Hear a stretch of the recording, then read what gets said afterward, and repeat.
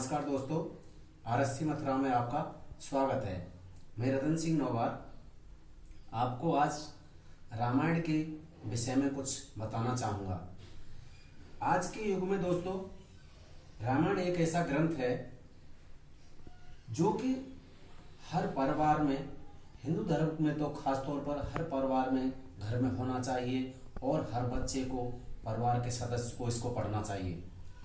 इसकी कुछ विशेषता है, खास है। इसमें वैसे भी रामचंद्र जी के विषय में बोला जाता है कि रामचंद्र जी का जो चरित्र एक ऐसा चरित्र है जिसको देखकर सुनकर ही आदमी के मन को शांति मिलती है। तो मैं इसमें आपको ये बताना चाहूँगा कि सबसे पहले तो आपको रामायण कैसे पढ़नी है और इसको कितने दिन में पढ़ना है, बाकी कैसे कैसे पढ़ना है। सबसे पहले तो मैं ये कहना चाहूँगा कि हो सकता है तो साल में 2 बार नवरात्र आते हैं। नवरात्राओं में इसको पूरे 9 दिन नवरात्राओं में पूरा कर देना चाहिए। एक इसमें नवरात्राओं के दिन में, क्योंकि इसमें रामायण में आपको देखने को स्टार्टिंग में मिल जाएगा, इसके नवापरायण के विश्राम स्थान जो है 9 हैं। 9 स्थान इसमें इसीलिए हैं कि पहला विश्राम, दूसरा विश्राम, तीसरा विश्राम, चौथा विश्राम, ऐसे करके ये 9वां विश्राम है और इनकी पृष्ठ संख्या दी हुई है। ये 9 दिन रामायण उसमें नवरात्राओं में पढ़नी चाहिए और उसके बाद जो है राम का जन्म होता है उस दिन इसका समापन कर देना चाहिए। उसके बाद में इस रामायण में आते हैं विश्राम। विश्रामों का मतलब होता है आपको हो सकता है, वैसे तो जितना आपके शक्ति है, मन में है, टाइम है, उतना पढ़ो, पर मास परायण के विश्राम स्थान भी इसमें दिए हुए हैं और वो स्थान रामायण के अंदर, तुलसीकृत रामायण के अंदर 30 विश्राम है। उसमें हो सकता है तो आपको एक पहला विश्राम 1 दिन में पढ़ करके समापन कर देना चाहिए।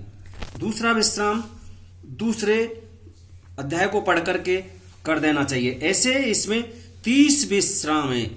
मास परायण के विश्राम स्थान 30, इसमें 30 जगह पे विश्राम आते हैं। यानी कि आप पढ़ने लगो और आपके पास टाइम है तो 30 दिन में पढ़ो। और इसको पारायण विधि, इसकी पढ़ने की विधि जो मैं आपको बताऊंगा, ये सबसे पहले ध्यान रखने की चीज है। और मैं ये कहना चाहूंगा कि जब भी आप रामायण का पाठ करते हैं, रामायण को पढ़ने के लिए आप मन में सोचते हैं और आप जो है उसका शुरुआत करते हैं, तो सबसे पहले श्री रामचरितमानस का विधि पूर्वक पाठ करना चाहिए। पाठ करने वाले महान भावों का पाठ आरंभ में पूर्व में श्री तुलसीदास जी का पूजन करना चाहिए, श्री वाल्मीकि जी का पूजन करना चाहिए, श्री शिवजी जी का पूजन करना चाहिए और हनुमान जी का आह्वान पूजन करने के पश्चात तीनों भाइयों सहित सीताराम जी का आह्वान, पूर्ण सुपचार पूजन और ध्यान करना चाहिए कि तदंतर पाठ का आरंभ करना चाहिए। सबके आह्वान, पूजन और ध्यान के मंत्र क्रमशः इस रामायण में ही दिए हुए हैं और रामायण में पढ़ते चलो मंत्र को और पूजन करते चलो। जैसे मैं एक छोटा सा उसमें अथ आवाहन मंत्र बताऊंगा आपको। तुलसीक नमोस्तुभ्यं हागच्छ शुचिव्रत नेत्रशत्य उपविश्येन पूजन प्रतिग्रहाता। ये एक जो है ओम तुलसी देवाय नमः, ये तुलसीदास जी के लिए कहा गया है और वाल्मीकि जी के लिए जो श्लोक पूजन की ये बताया गया है वो है श्री वाल्मीकि नमोस्तम्य गाच्छ शुभप्रद उत्तर पुण्योर मध्य तिष्ठ गही में अर्चनम। ये वाल्मीकि जी के लिए है।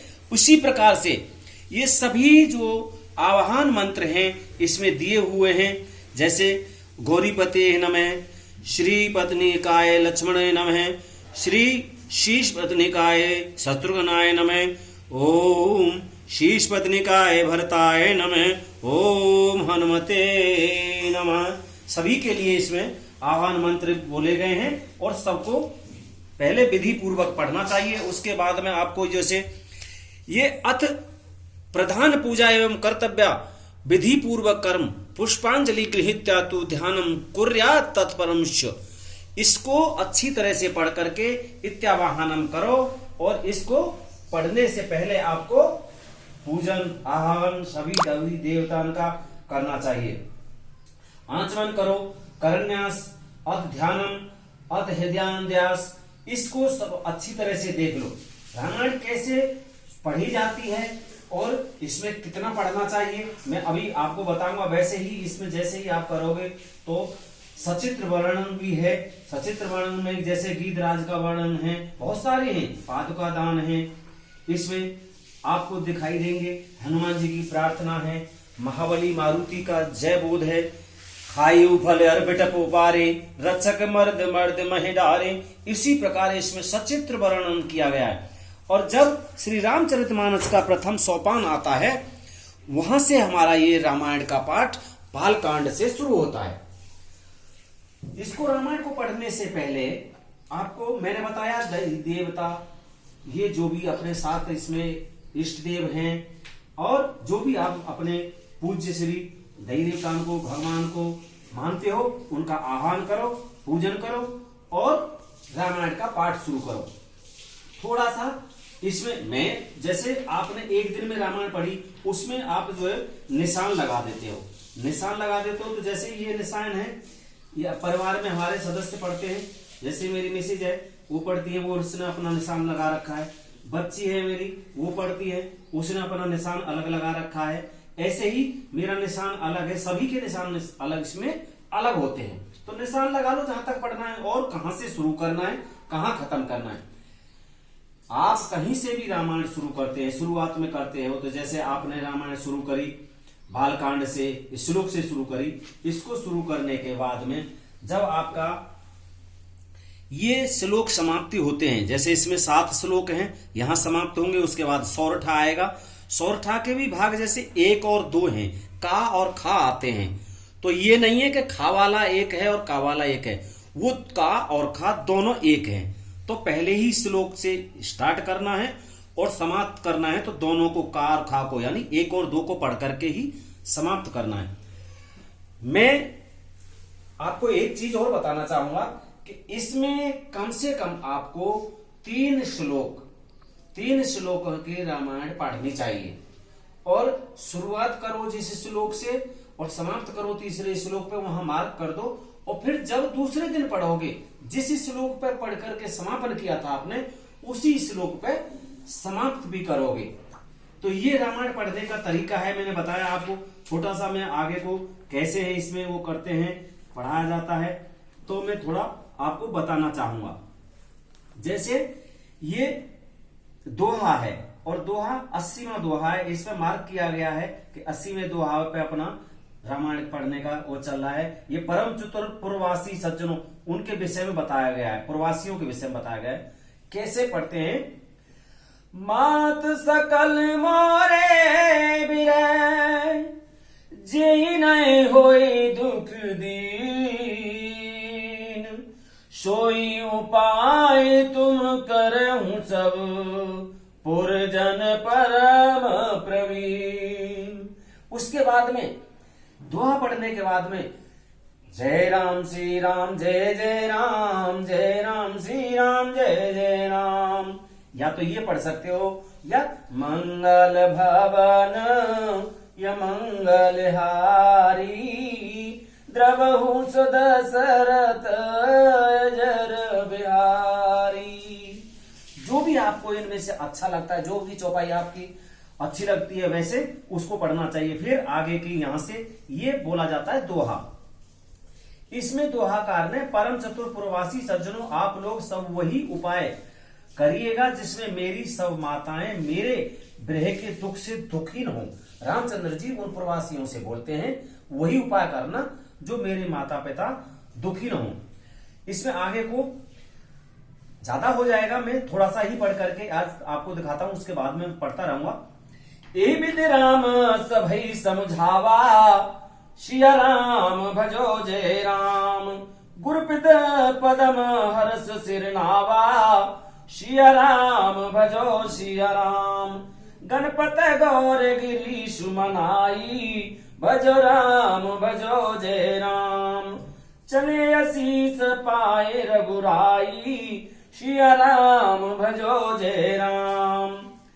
राम चलत अति भयउ विषादु, राम भजो जय राम। सुन जय जायपुर आरत नादु, सीताराम सीताराम। हो कुसुगुन लंक अवध अति शोकु, राधे श्याम। हर्ष विषाद विबस सुर लोकु, सीताराम। गई मूर्छा तब भूपति जागे, राधे श्याम। बोल सुमंत्र कहने अस लागे, सीताराम। राम चले वन प्राण जाही, राधे श्याम। के सुख लागे रहत मन माही, सीताराम। एते कवन व्यथा बलवाना, जो दुख पाए तजय तन प्राणा। पुण्य धर धीर कहे नर नाहू, ले रतु संग सका तुम जाहू। इसमें इससे अधिक बलवती और कौन सी व्यथा होगी जिस दुख को पाकर प्राण शरीर को छोड़ेंगे। फिर धीरज धरकर राजा ने कहा, हे सखा तुम रथ लेकर के श्री राम जी के साथ जाओ। और अब इसमें एक दोहा आता है जो कि इस पैराग्राफ को समाप्त करता है। सुट सुकुमार कुमार दो,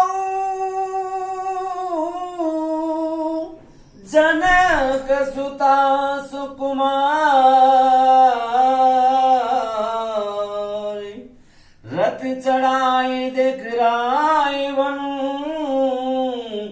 फिर गए दिन चार। हमारी राम जी से राम राम, कहियो जी हनुमान। कहियो जी हनुमान, कहियो जी हनुमान। हमारी राम जी से राम राम, कहियो जी हनुमान। इसी प्रकार दोस्तों आपको जैसे मैंने यहां से दोहा से शुरू किया था, मात सकल मोरे ग्रह जय न होई दुख दीन, सोई उपाय तुम करे सब पुरजन परम प्रवीण। और समाप्त करा है मैंने 81वें पे। अब ये 3 दोहा पढ़ने हैं, तीसरे दोहा पे मैं निशान लगा दूंगा। उसी प्रकार आपको डेली रामायण पढ़नी है।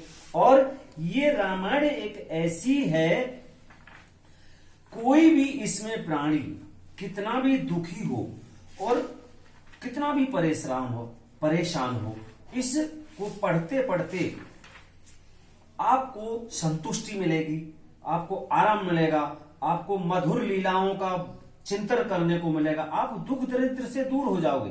जितने भी पाठ भेद इस ग्रंथ के मिलते हैं उतने कदाचित और किसी प्राचीन ग्रंथ में नहीं मिलते। इससे भी इसकी सर्वोपरि लोकप्रियता सिद्ध होती है, क्योंकि कोई ऐसा और ग्रंथ नहीं है जिसमें इतनी लीलाएं करी गई हों, इतने मानव के समझाने के तरीके हों। आदमी, औरत, बच्चा, बूढ़ा, इसको सभी ध्यान से पढ़ें, सबको पढ़ने के योग्य है। और इससे स्त्री पुरुष बालक वृद्ध सभी श्रेणी के लोग इस ग्रंथ रत्न को पढ़ते हैं। उनमें चाव से और किसी ग्रंथ को नहीं पढ़ सकते। भक्ति, ज्ञान, नीति, सदाचार का जितना प्रचार जनता में इस ग्रंथ से हुआ है उतना कदाचित ही और किसी ग्रंथ से नहीं हो सकता। तो मेरा कहना यह है कि आप रामायण हमारी एक ऐसा प्रिय ग्रंथ है कि जिसको पढ़ने से आत्म संतुष्टि होती है, भगवान की प्राप्ति होती है, मन को शांति मिलती है और दुख दरिद्र दूर होते हैं। ये कष्ट निवारक है। आप तहे दिल से इसको पढ़ेंगे तो आपके जो भी मन में भाव होंगे, कामोष्टा होगी, आपकी कोई भी इच्छा होगी, आप उसको ध्यान में रख करके प्रभु के चरणों में अर्पण करके रामायण का पाठ करिए। आपका काम निश्चय ही होगा। ये मेरा प्रभु राम, राधा कृष्ण और मां शेरावाली बाल गोविंद जी से कृपा है कि ये पूरे ही आपके काम करते हैं। धन्यवाद दोस्तों। आगे आपको मैं कैसे रामायण पढ़ी जाती है, कैसे दोहा पढ़े जाते हैं, कैसे सौरठा पढ़ा जाता है, कैसे छंद पढ़ी जाती है, ये सब बताऊंगा।